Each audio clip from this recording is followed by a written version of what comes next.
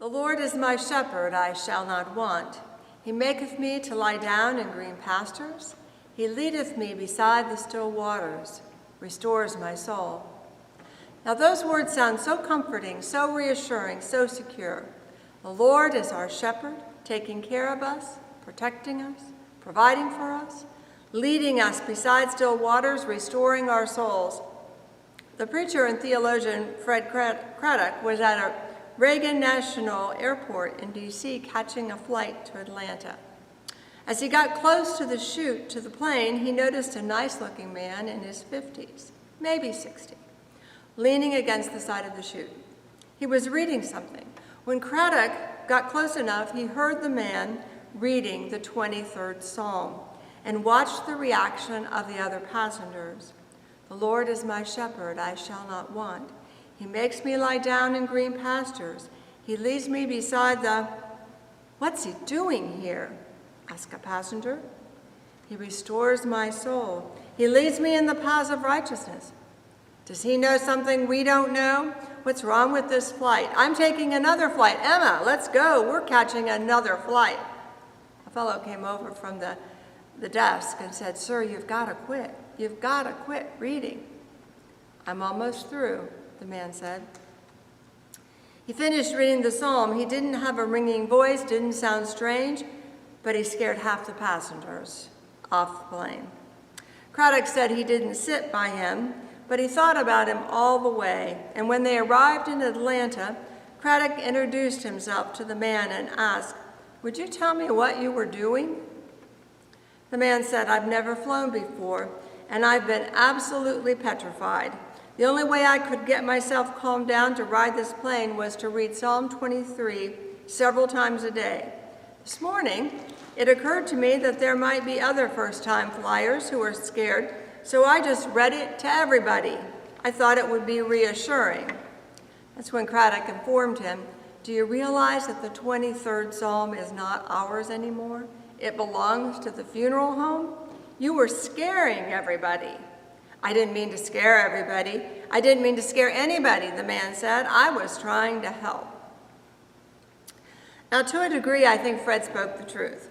The 23rd Psalm is a familiar reading at funeral, memorial services, next to hospital and hospice beds. It's familiar, soothing, calming.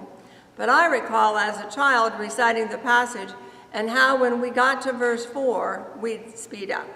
Yea, though I walk through the valley of the shadow of death, breathe, slow down. I will fear no evil, for thou art with me. Thy rod and thy staff, they comfort me. Yea, though I walk through the valley of the shadow of death. Kind of like the faster we walked through this valley, be it death, struggle, pain, coronavirus, unemployment, broken relationships, illness, the better off we would be. But that speeding up is our way, not God's. And the promise is not that the journey will be quick and painless, but as we journey, God will be present with rod and staff, protecting and guiding to comfort us, to lead us. God will be our shepherd, and we will be God's sheep.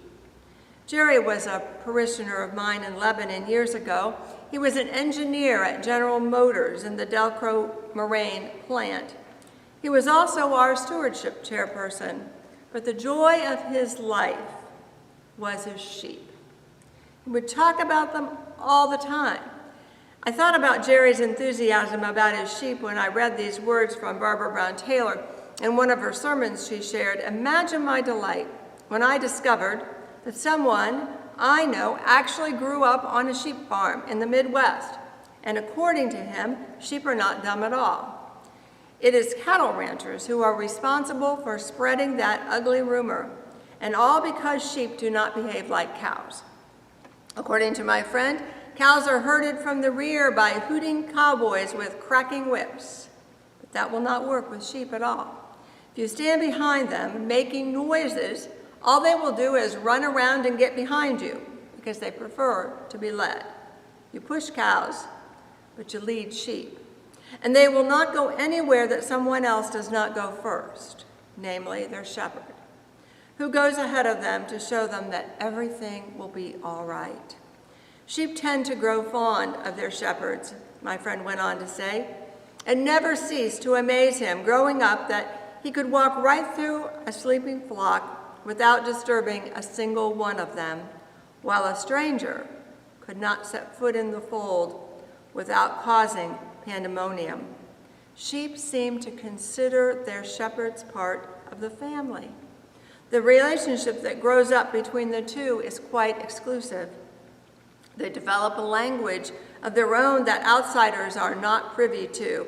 A good shepherd learns to distinguish a bleat of pain from one of pleasure, while the sheep learn that a cluck of the tongue means food, or a two-note song means that it's time to go home. In Palestine today, it is still possible to witness a scene that Jesus almost certainly witnessed 2,000 years ago, that of the Bedouin shepherds bringing their flocks home from the various pastures they have grazed during the day. Often those flocks would end up at the same watering hole around dusk, so they'd get all mixed up together, 8 or 9 small flocks, turning into a convention of thirsty sheep. Their shepherds do not worry about the mix-up, however.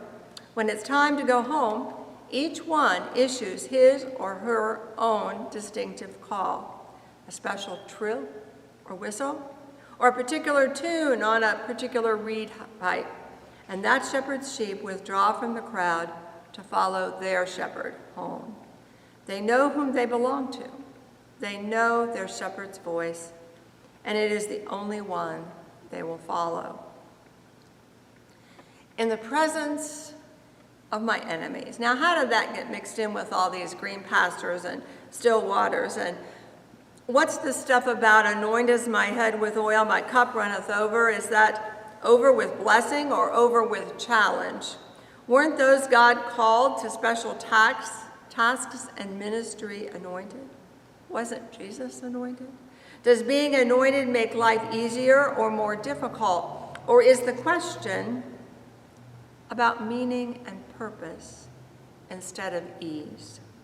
This 23rd Psalm is so familiar, so comforting, so calming. A person can be anxious and at odds with the world, in turmoil and deep distress, a patient's mind and body and soul at the point of near collapse. And the words of this psalm bring strength and peace and hope. Could it be that it's not because it's so peaceful and calm, but rather because it deals with the challenges, the struggles, the realities of life? If we turn for a quick moment to our Acts text, the early church gathering together where they shepherd one another, where they share all that they have with one another, where they share God's love. How do we shepherd one another during a global pandemic? My guess is that our current situation will not be forgotten for quite some time. For those of us who want to be part of history, I think you got your desire. What is the most memorable journey of your life? Think about that a bit. Have you ever thought about that question before?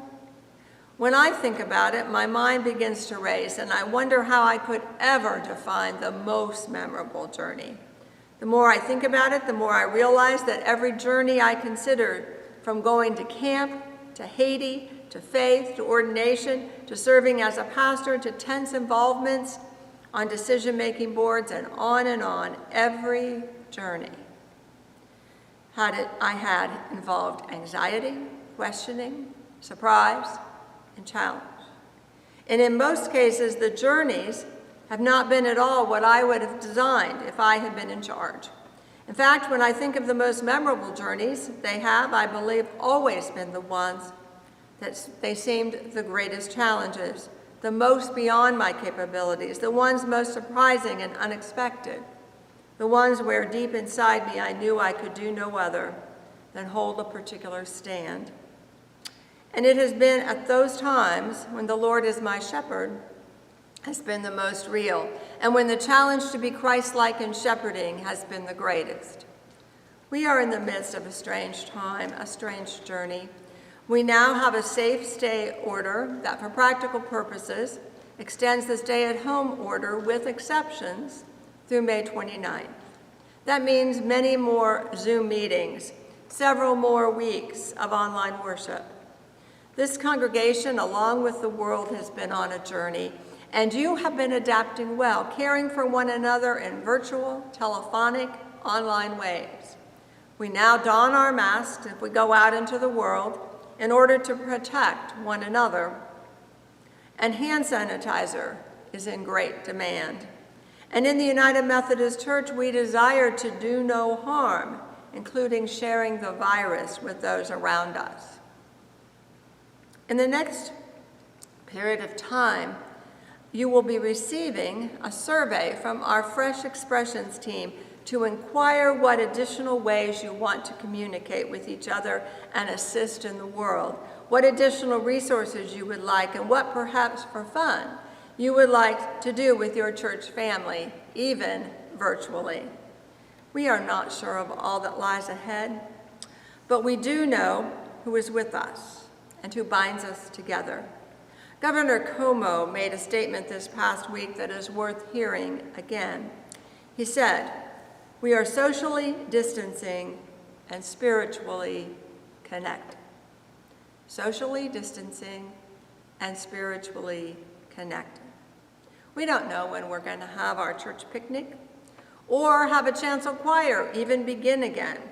But we know that every day we can pray with gratitude and thanksgiving, and we can share with God our frustration and our anger and our needs and concerns. We don't know if we'll have Vacation Bible School in person or in a very fun virtual way with special twists, nor do we know when we will be back in public in-person worship. But we know that God is with us as we journey through this interesting time with all its uncertainty and ups and downs. And in the midst of the challenges we face, we are still reaching out to one another and to others beyond here. You are carrying forward the gifts of the shepherd and hearing the needs and responding. And we are all trying to navigate this new normal situation, which is anything but normal. How best to put our faith into action? How best to shepherd one another? How best to follow Christ, to be Christ-like to one another? How best to hear God speaking to us in the midst of so many voices, and how to follow God. On TV, there is a commercial that comes on every once in a while from an organization named Calm. And it's 30 seconds of quiet or 15 seconds of quiet, the time to breathe, to take a deep breath, to begin to see the green meadow and the rolling stream. Take some time to breathe. Take some time for calm. As I close, hear these additional words from Taylor. So if sometimes you have trouble hearing the voice of your shepherd, be patient with yourself.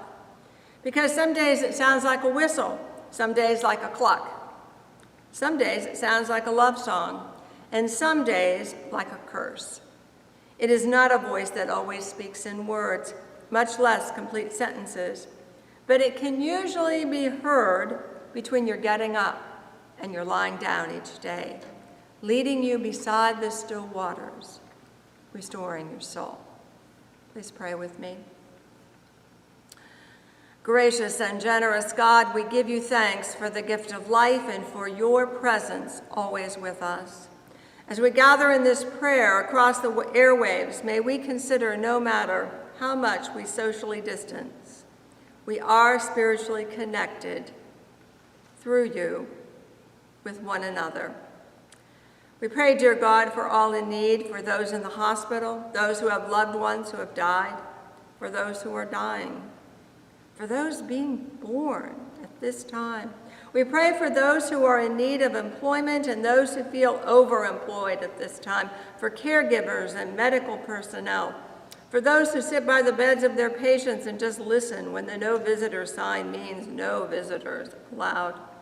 We pray for teachers and others who prepare for their teaching across the airwaves, for families learning to live together 24/7, and for homebound individuals who go for days and do not see another human being in person.